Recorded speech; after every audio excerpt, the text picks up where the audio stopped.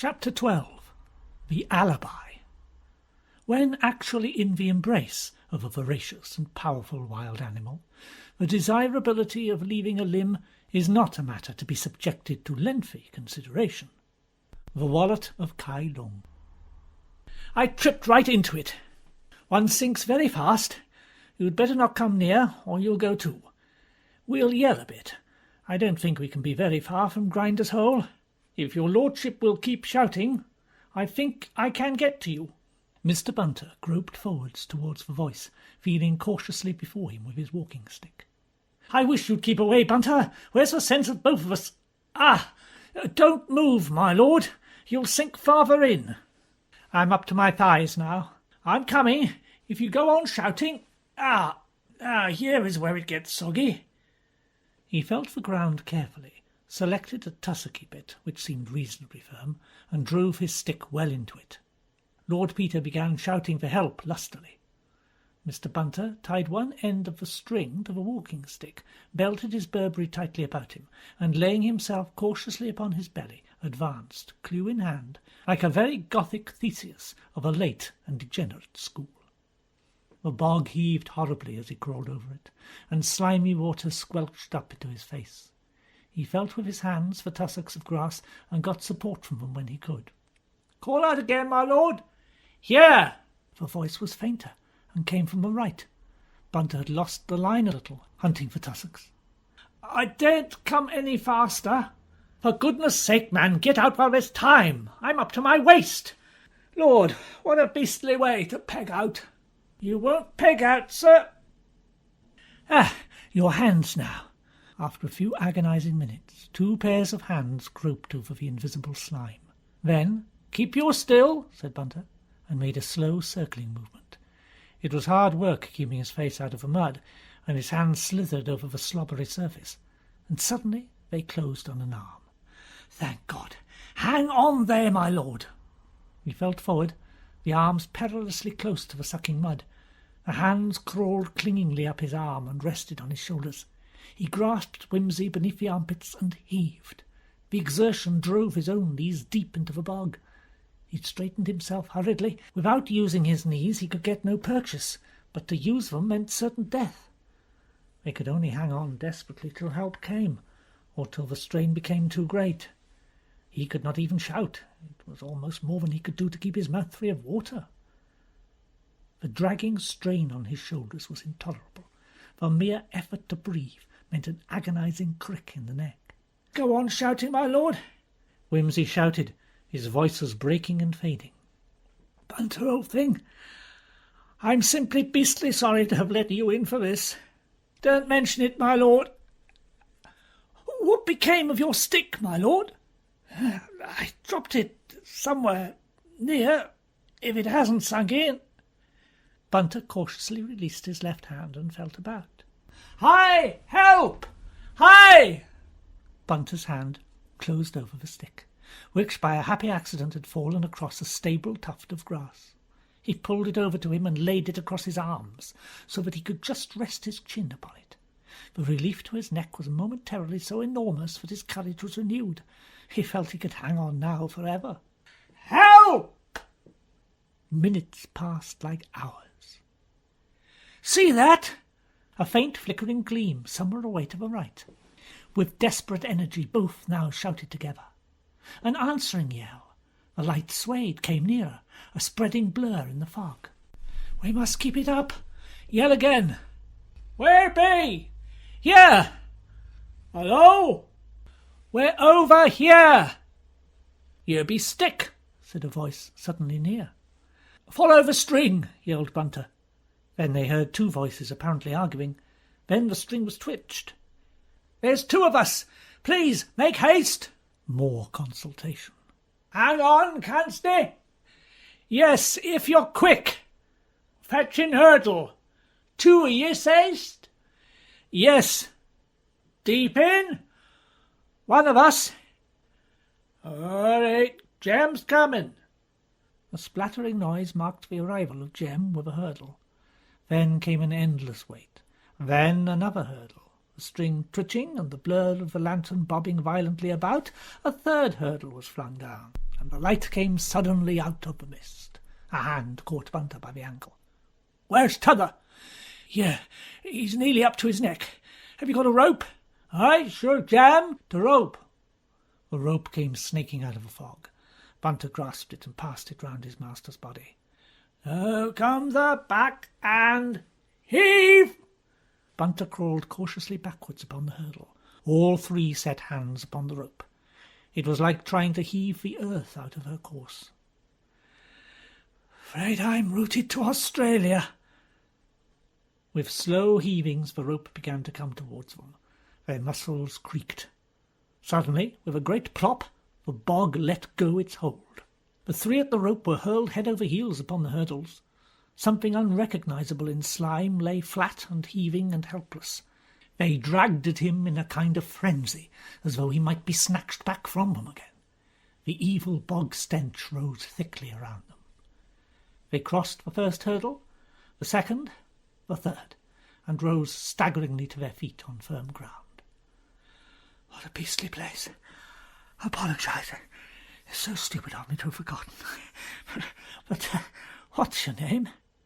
"Whoa, that's lucky," said one of the rescuers. "We thought we heard shouting. There be few folks as comes out of Peter's pot dead or alive, I reckon." "Well, it was nearly Potted Peter that time." "Oh." His lordship fainted. To Lord Peter, the memory of his entry that night into the farmhouse at Grinder's Hole always brought with it a sensation of nightmare. The coils of fog rolled in with them as the door opened, and through them the firelight leapt steamily. A hanging lamp made a blur. The Medusa head of Mrs. Grindthorpe, terribly white against her black hair, peered over him. A hairy paw caught her by the shoulder and wrenched her aside. "Shameless! A man, any man, that's all he thinks on. Bide till tha's wanted." Grindthorpe turned on Bunter in a fury. "What they doing on Peter's part this time of night? I'll tell thee, tha's up to no good." "But William," began his wife, but he snapped round at her like a dog, and she shrank back. "Nay, now, nay," said a man, whom Whimsy dimly recognised as the fellow who had befriended him on the previous visit. "Thou mun take them in for night, reckon, or there'll be trouble with folk round yonder at Lodge, let alone the police. If fellow must come to harm, he's done it already to himself. Won't do more good tonight. Look at 'un. Bring 'em to fire. 'Tis thou being queer straight, if he were to go die on us, with pneumonia or rheumastex." This reasoning seemed partly to convince Grimethorpe. He made his way grumbling, and the two chilled and exhausted men were brought near the fire. Somebody brought 2 large steaming tumblers of spirits. Whimsy's brain seemed to clear, then swim again, drowsily, drunkenly. Presently he became aware that he was being carried upstairs and put to bed, a big old-fashioned room with a fire on the hearth and a huge grim 4-poster bed. Bunter was helping him out of soaked clothes, rubbing him down. "Bunter, are you all right?" I never said thank you. I don't know what I'm... Anywhere to sleep, what?" He drifted off into oblivion, and the old song came up mockingly and wound its horrible fancies into his dreams. "Then we shall come and eat the upducks on Ilclimore Bartat, and that is how is how." When Whimsy next opened his eyes, a pale November sun was struggling in at the window. It seemed that the fog had fulfilled its mission and departed. For some time he lay, vaguely unaware of how he had come to be where he was. Then the outlines of recollection straightened themselves. The drifting outposts of dreams were called back. The burden of his preoccupation settled down as usual, and he became aware of an extreme bodily lassitude, and of a dragging pain of wretched shoulder muscles. Examining himself perfunctorily, he found a bruised and tender zone beneath his armpits, and round his chest and back too. That was where the rescuing rope had halted him. It was painful to move, so he lay back and closed his eyes once more. Presently the door opened to admit Bunter, neatly clothed and bearing a tray from which rose a most excellent odour of ham and eggs. "Bunter! Good morning, my lord. I trust your lordship has rested. I feel as fit as a fiddle, thanks. Come to think of it, why do we say fiddle? Except for a general feeling of having been violently massaged by some fellow with cast-iron fingers and knobbly joints, I feel all right. But how about you? Oh, the arms are a trifle fatigued, thank you, my lord. Otherwise, I'm happy to say I feel no trace of a misadventure. Allow me, my lord.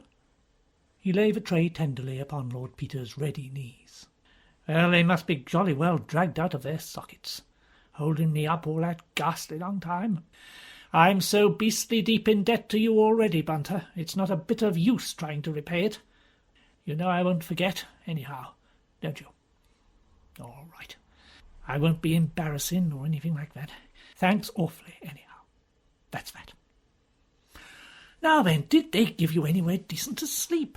I didn't seem to be able to sit up and take notice last night. I slept excellently, thank your lordship. That little truckle bed in the corner there. They would have given me another room, my lord, but in the circumstances I preferred to remain with your lordship, trusting you would excuse the liberty. I told them that I feared the effects of prolonged immersion upon your lordship's health. I was uneasy besides about the intention of Grimethorpe. I feared he might not feel altogether hospitably disposed, and that he might be led into some hasty action if we were not together. Oh, I shouldn't wonder. What a most murderous-looking fellow. I'll have to talk to him this morning, or to Mrs. Grimethorpe. I'll take my oath she could tell us something. I should say there's very little doubt about it, my lord. Trouble is, I don't know how to get at her. That jolly husband of hers seems to cherish the most unpleasant suspicions of anything that comes this way in trousers. If he found out we'd been talking to her, what you might call privately, he might, as you say, be hurried by his feelings into doing something regrettable. Just so, my lord. Still, the fellow must go and look after his bally old farm sometimes. Then perhaps we'll be able to tackle her. She's a queer sort of woman, damn fine one, though, what? I wonder what she made of Cathcart. Mr. Bunter volunteered no opinion on this delicate point. Well, Bunter, I think I'll get up. I don't suppose we're altogether welcome here, and I didn't fancy the look in our host's eye last night. No, my lord, he made a great deal of opposition about having your lordship conveyed to this room. Why, whose room is it? Well, his own, and Mrs. Grimethorpe's, my lord. It appeared most suitable, there being a fireplace and the bed already made up. Mrs. Grimethorpe showed great kindness, my lord, and the man Jake pointed out to Grimethorpe that it would doubtless be to his pecuniary advantage to treat your lordship with consideration. Oh, nice grasping character, ain't he? Well, it's up and away for me. Lord, I'm stiff. I say, Bunter, have I any clothes to put on? Well, I have dried and brushed your lordship's suit to the best of my ability, my lord, but it is not as I should wish to see it. But I think your lordship will be able to wear it to Riddlesdale. I don't suppose the streets will be precisely crowded. Oh, I do so want a hot bath. What about shaving water? I can procure that from the kitchen, my lord. Bunter padded away, and Lord Peter, having pulled on a shirt and trousers with many grunts and groans, roamed over to the window. As usual with hardy country dwellers, it was tightly shut, and a thick wedge of paper had been rammed in to keep the sash from rattling. He removed this and flung up the sash. The wind rollicked in, laden with peaty moor scents. He drank it in gladly. It was good to see the jolly old sun after all. He would have hated to die a sticky death in Peter's pot. For a few minutes he stood there, returning thanks vaguely in his mind for the benefits of existence. Then he withdrew to finish dressing, the wad of paper still in his hand.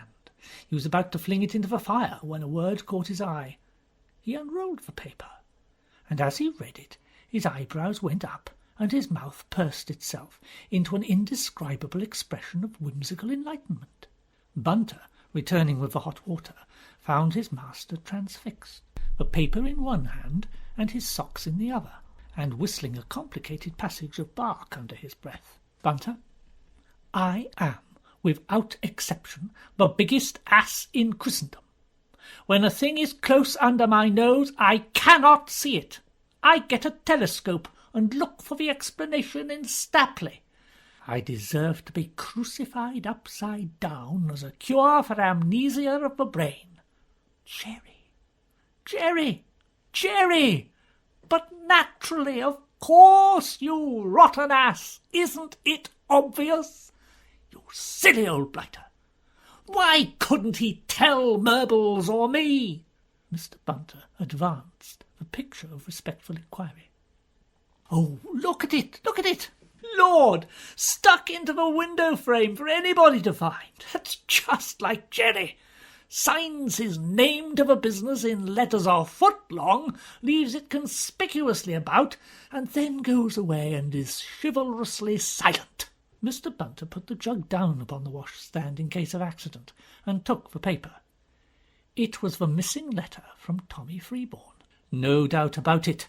There it was, the evidence which established the truth of Denver's evidence. More, which established his alibi for the night of the 13th. Not Cathcart's. Denver. Denver, suggesting that the shooting party should return in October to Riddlesdale, where they had opened the grouse season in August. Denver, sneaking hurriedly out at 11:30 to walk 2 miles across the fields on a night when Farmer Grimethorpe had gone to buy machinery. Denver, carelessly plugging a rattling sash on a stormy night with an important letter bearing his title on it for all to see. Denver, padding back at 3 in the morning like a homing tomcat to fall over the guest's dead body by the conservatory. Denver, with his kind, stupid English gentleman ideas about honour, going obstinately off to prison rather than tell his solicitor where he had been. Denver, misleading them all into the wildest and most ingenious solutions of a mystery which now stood out as clear as 7 sunbeams. Denver, whose voice the woman had thought she recognized on the memorable day when she flung herself into the arms of his brother. Denver, calmly setting in motion the enormous creaking machinery of a trial by his noble peers in order to safeguard a woman's reputation.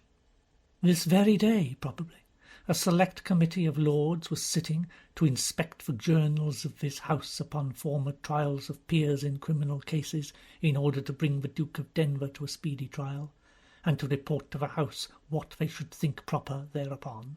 There they were, moving that an address be presented to His Majesty by the Lords with white staves, to acquaint His Majesty of a date proposed for the trial, arranging for fitting up the Royal Gallery at Westminster, humbly requesting the attendance of a sufficient police force to keep clear the approaches leading to the house, petitioning His Majesty graciously to appoint a Lord High Steward, offering, in sheep-like accordance with precedent, that all lords be summoned to attend in their robes, and that every lord, in giving judgment, disclose his opinion upon his honour, laying his right hand upon his heart. That the sergeant-at-arms be within the house to make proclamations in the king's name for keeping silence, and so on, unendingly. And yet there, jammed in the window sash, was a dirty little bit of paper, which, discovered earlier, would have made the whole monstrous ceremonial unnecessary. Whimsy's adventure in the bog had unsettled his nerves. He sat down on the bed and laughed, with a tear streaming down his face. Mr. Bunter was speechless. Speechlessly he produced a razor, and to the end of his days Whimsy never knew how or from whom he had so adequately procured it, and began to strop it thoughtfully upon the palm of his hand. Presently Whimsy pulled himself together and staggered to the window for a little cooling draught of more air. As he did so, a loud hullabaloo smote his ear, and he perceived in the courtyard below Farmer Grimethorpe striding among his dogs. When they howled, he struck at them with a whip, and they howled again. Suddenly he glanced up at the window, with an expression of such livid hatred that Whimsy stepped hurriedly back, as though struck. While Bunter shaved him, he was silent. The interview before Lord Peter was a delicate one. The situation, however one looked at it, unpleasant. He was under a considerable debt of gratitude to his hostess. On the other hand, Denver's position was such that minor considerations really had to go to the wall. His lordship had, nevertheless, never felt such a cad as he did while descending the staircase.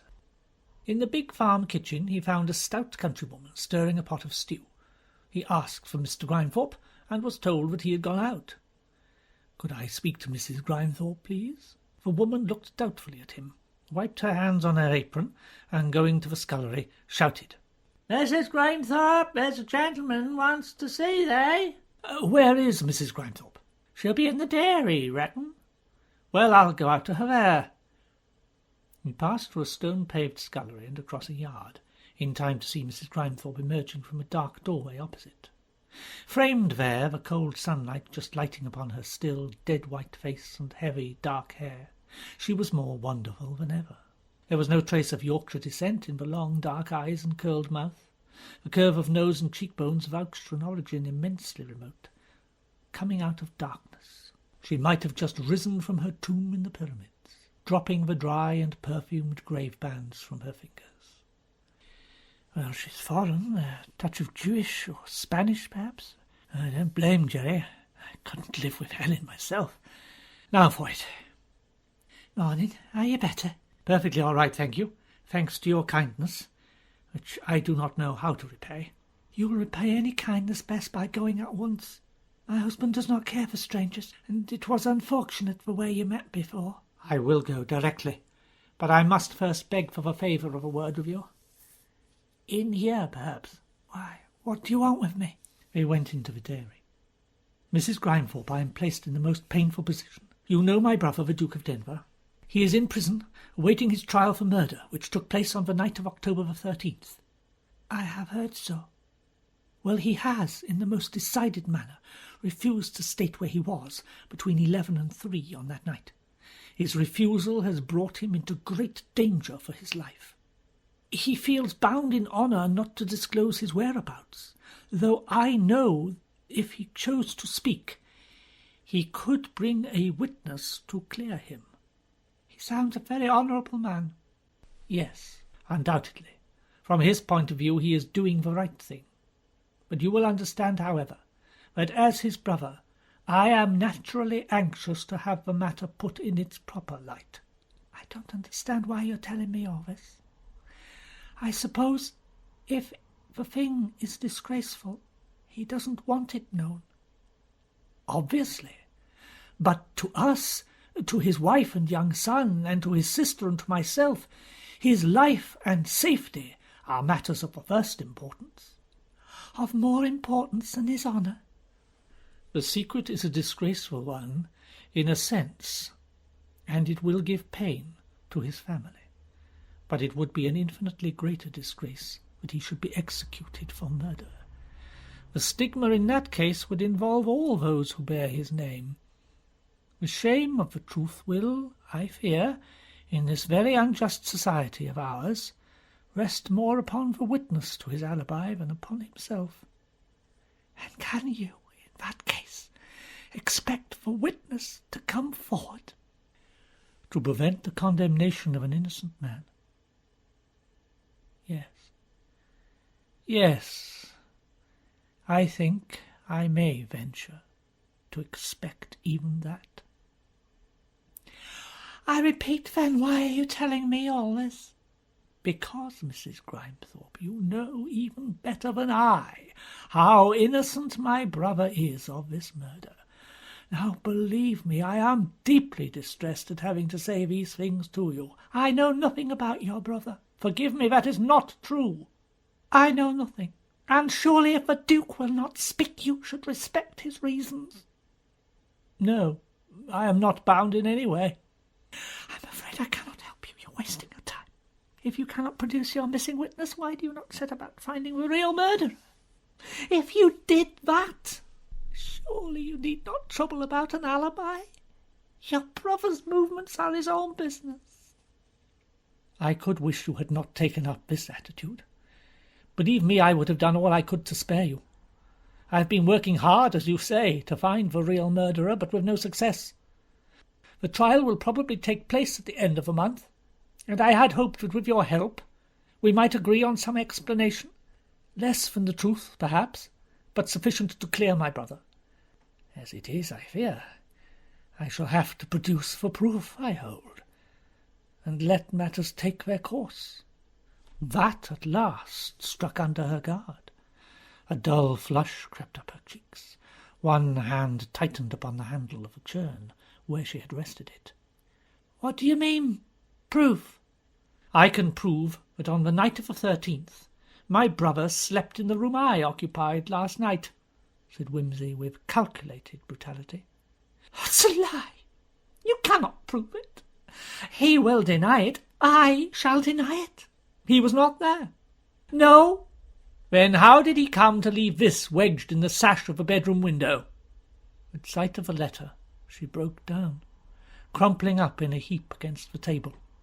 The set lines of her face distorted themselves into a mere caricature of terror. "Oh, no, God, no, help me, it's a lie, it's a lie!" "Hush, someone will hear you.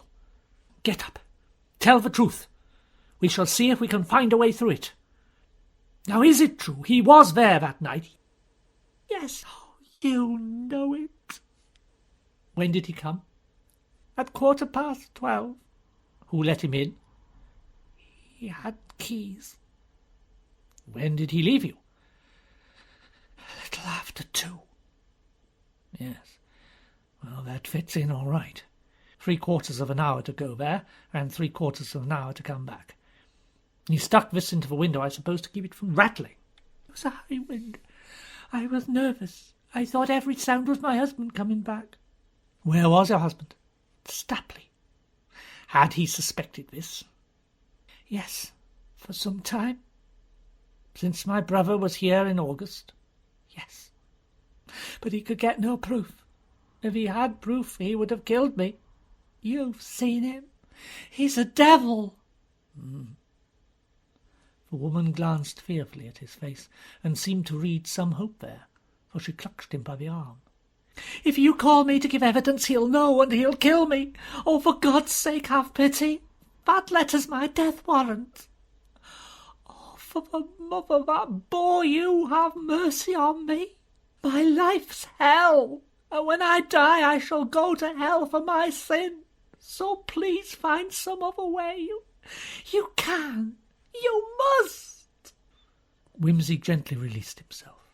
"Don't do that, Mrs. Grimthorpe. We might be seen. I'm deeply sorry for you, and if I can get my brother out of this without bringing you in, I promise I will. But you see my difficulty. Why don't you leave the man? He's openly brutal to you." "Do you think he'd leave me alive while the law was slowly releasing me? Knowing him, do you think so?" Wimsey really did not think so. "I promise you this, Mrs. Grimthorpe. I will do all I can to avoid using your evidence. But if there should be no other way, I will see that you have police protection from the moment the subpoena is served on you." "For the rest of my life?" "When you are once in London, we shall see about freeing you from this man." "No, if you call me, I am a lost woman." "But you will find another way." "I will try, but I can promise nothing. I will do everything is possible to protect you. If you care at all for my brother—" "I don't know. I am so afraid. He was kind and good, but he was so different.